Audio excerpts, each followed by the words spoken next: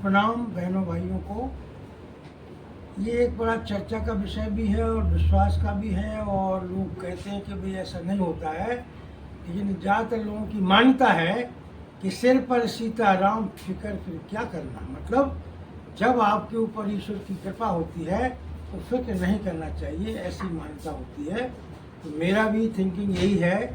इसी थीम के आधार पर हम इस चर्चा को आगे बढ़ा रहे हैं। सीताराम का मतलब है भगवान श्री राम और सीता मैया का।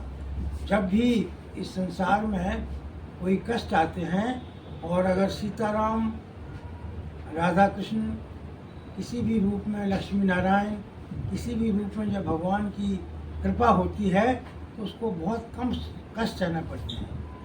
और जैसे सुदामा के ऊपर जब कृष्ण की कृपा हुई, तो सुदामा के ऊपर कृष्ण की कृपा होने के बाद जो है, उस समय तक उनकी पत्नी ने कई बार कहा सुदामा से कि आप जाइए, भगवान से मिल के आइए।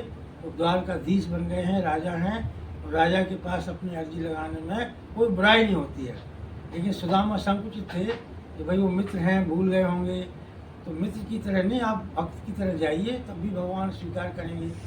इसी प्रकार से जीवन में हर प्राणी को, जो भी जिंदगी का आपका शुरू का काल है, बचपन का है, बड़े हैं, बुढ़ापा आता है, परमात्मा को सुमरण करना चाहिए, हर समय याद करना चाहिए। है हरि व्यापक सर्वत्र समाना, प्रेम ते प्रकट हो हे में जाना।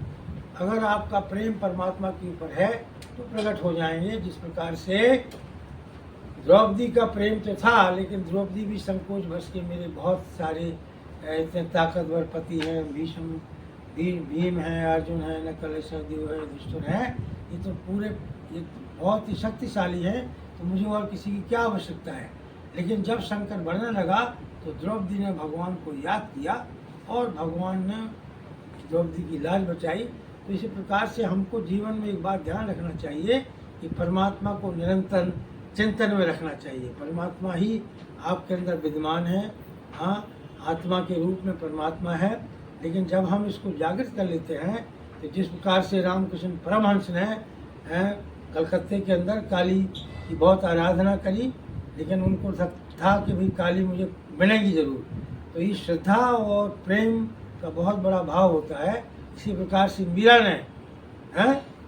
ने भी भगवान को पूरी तरह याद किया, तो मीरा प्रेम दीवानी हो गई।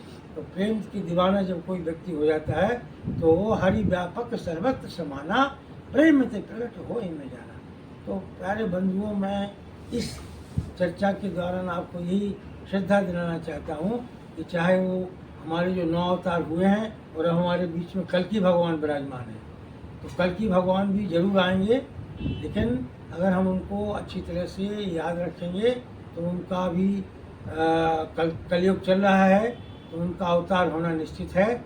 तो मेरा आपसे यही अनुरोध है बार बार कि जब भी आप जीवन में संकट हो, ना हो, खाली ये नहीं दुख में सुमरन सब करे, सुख में करे न कोई, जो सुमरन सुख में करे तो दुख काहे को होए।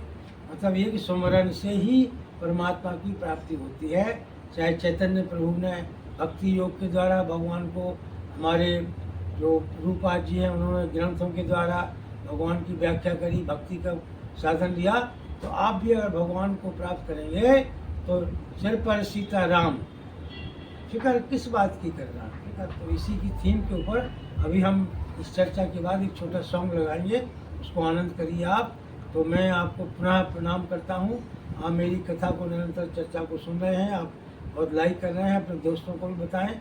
अगर कोई इसमें अच्छा नहीं लगे तो बताइए, हम आगे सुधार करेंगे। है हमारा नया ये अनुभव है, नया प्रयोग कर रहे हैं हम। इससे हो सकते बहुत सारी इसमें त्रुटियाँ हों, गलतियाँ हों और उतना अच्छा ना हो, तो जो भी आप हमें सुधार बताएंगे।